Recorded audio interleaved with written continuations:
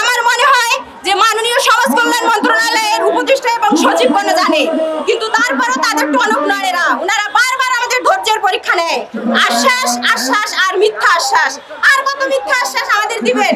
আপনারা বারবার আমাদের মিথ্যা আশ্বাস দিয়ে আমাদের আন্দোলনের মাঠ ছেড়ে আমাদেরকে আন্দোলনের মাঠ ছাড়া করতে আপনারা বাধ্য করেছেন। আমাদের এমপি অন্তর্ভুক্ত প্রতিবন্ধী স্কুল উপদেষ্টা মহোদয় আমাদের দাবি এখনো পূর্ণ করে নাই।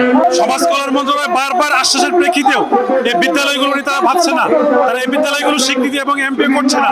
তাই আমরা বাধ্য হয়ে আজকে রাজপথে নেমেছি এই বিদ্যালয়গুলোর স্বীকৃতি এবং এমপি দাবি নিয়ে। দাবিগুলো হচ্ছে এমপি করতে চাই স্বীকৃতি। আমরা এই 23তম আন্দোলনে নামছি, বারবার আমাদের আশ্বাস দেয় কিন্তু আশ্বাসগুলো রাখে না।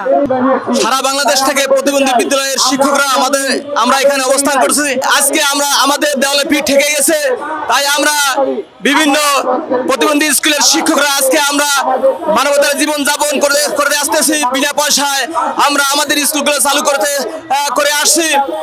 এই জন্য আমরা আজকে এখানে সবাই মিলে একত্রিত হয়েছি।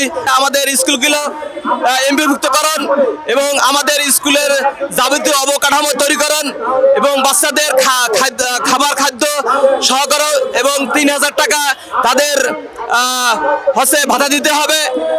এই যে বিভিন্ন 5টা দাবি আমাদের রয়েছে।